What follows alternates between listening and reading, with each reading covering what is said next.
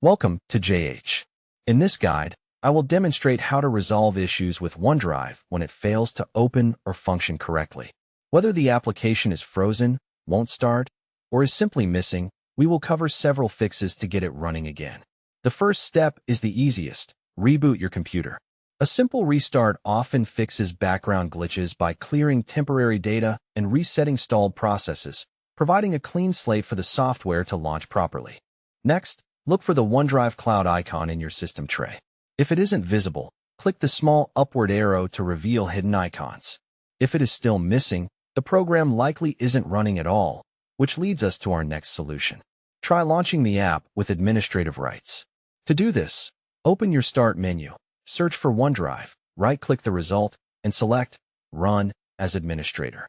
Elevated permissions are sometimes necessary for the app to operate properly, particularly after recent system updates or configuration changes. If the problem persists, try restarting the application itself. First, shut it down by right-clicking the OneDrive icon in the taskbar and choosing the option to close or exit. Afterward, simply open the app again as you normally would. This often fixes minor startup errors. For more stubborn problems, you may need to perform a clean reinstall. Navigate to the control panel, go to Programs, and then select Programs and Features. Locate OneDrive in the list, hit Uninstall, and follow the on-screen instructions.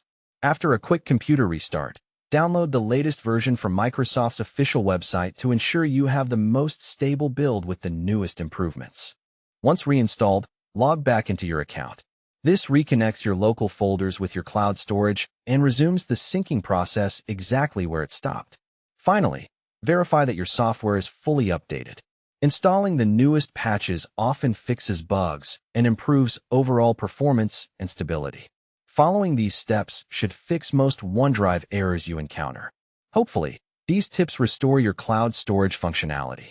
Thanks for watching. If this was helpful, please like the video and subscribe for more technical guides.